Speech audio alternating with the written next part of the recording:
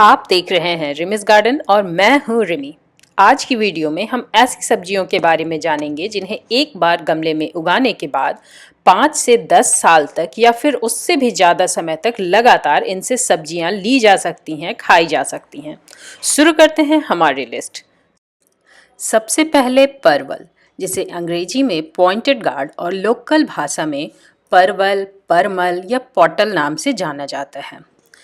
इनके वाइन होता है जिसे आप आसानी से 10 से 15 इंच या 20 इंच के गमले में उगा सकते हैं। बेसिकली ये भारत में का ही पौधा है और इसकी वाइन को अगर आप एक बार लगाएंगे तो यह 10 से 15 साल तक फल देता है।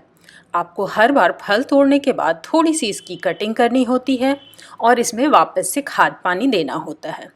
परवल की वाइन आप बीजों से भी उगा सकते हैं जो पके परवल से मिल जाता है, या फिर आप इसकी कटिंग लगा सकते हैं। अगर प्रोपगेशन सीजन की बात करें तो बीज इनके नवंबर दिसंबर के महीने में लगते हैं।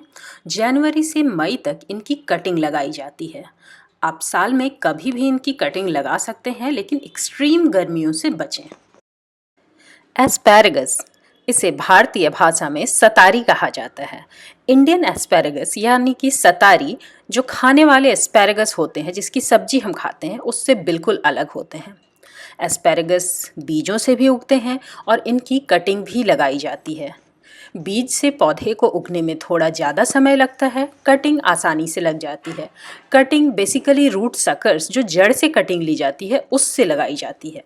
इसे बहुत ही हेल्दी सब्जी माना जाता है। भारतीय खानों में इनका स्वाद नया है, लेकिन अच्छी बात यह है कि एक बार आप इन्हें प्रोपगेट कर देते हैं तो कुछ हद तक दूब घास की तरह ये कभी भी ख़त्म नहीं होते हैं, यानी कि आप 10 साल या 20 साल तक लगातार इनसे सब्जियां लेकर खा सकते हैं।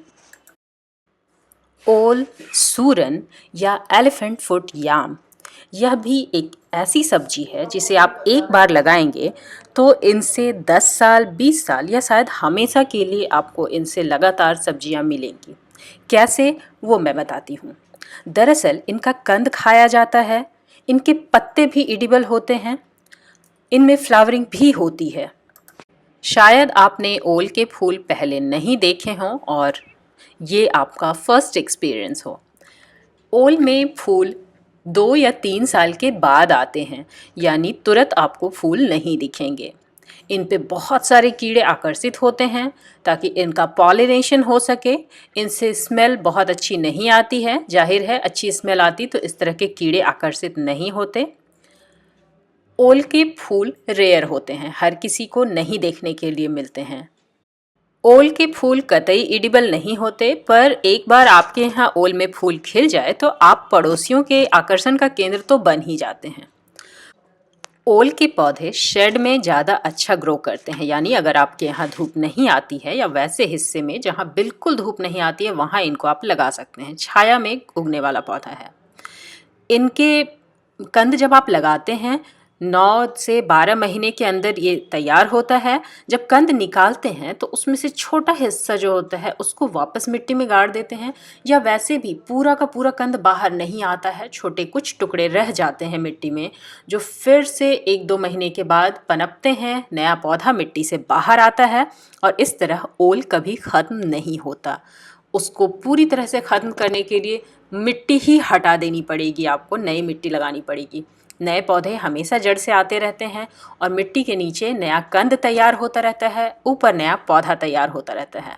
इनके टेंडर लीव्स के पकौड़े भी बनाए जाते हैं। लोग अलग अलग रेसिपीज़ बनाकर इनको खाते हैं।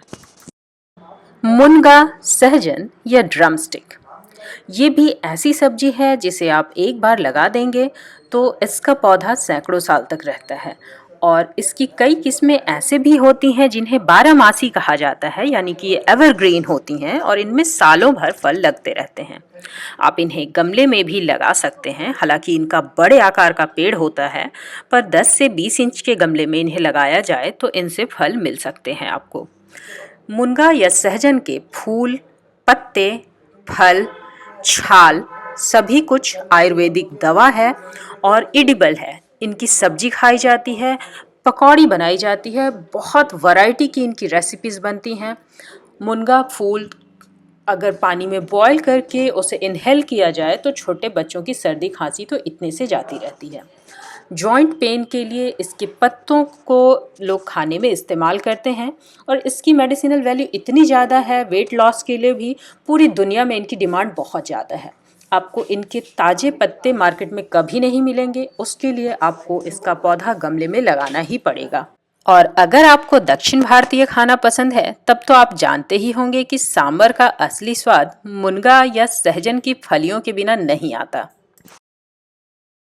टिंडोरा या कुंदरी, यह भी एक ऐसी सब्जी है जिसे आप बीज से भी उगा सकते हैं और कटिंग से भी। यह सबको पसंद आती है, हेल्दी वेजिटेबल है जो वाइन में फलती है। इसको 10 से 15 इंच के गमले में लगाया जा सकता है। आप पकी हुई कुंदरी से बीज लेकर उसके पौधे उगा सकते हैं, या अगर आपको कटिंग मिल जाती है तो आप कटिंग से भी इसके पौधे ग्रो कर सकते हैं। इनकी कटिंग लगाने का सबसे अच्छा समय तो रेनी सीज़न होता है, यानी बरसात का दिन होता है। लेकिन अगर आप थोड़ी सी सावधानी के साथ इंडोर इनकी कटिंग लगाते हैं तो साल के किसी भी महीने में लगा सकते हैं। जाहिर सी बात है, अगर आप ताज़े फलों से बीज ले रहे हैं तो उनकी प्रोपगेशन आसान होगी, बीज जल्दी अंकुरित होंगे। एक बार कुंदरी लगा देंगे तो 8 से 10 साल तक इनकी वाइन में फलन होता रहता है। हर बार फल तोड़ने के बाद ब्रांचेस को कट कर दीजिए, यानी कि प्रून कर दीजिए, फिर से थोड़ा खाद पानी दीजिए और कुछ ही महीनों के बाद नई पत्तियां आएंगी और नए पत्तों के साथ नए फल भी आने लगेंगे। अगर आज की वीडियो आपको काम की लगी, कुछ सब्जियां आपको पसंद आई जिन्हें आप गमले में उगाना चाहते हैं, तो आज ही तैयारी शुरू कर दीजिए।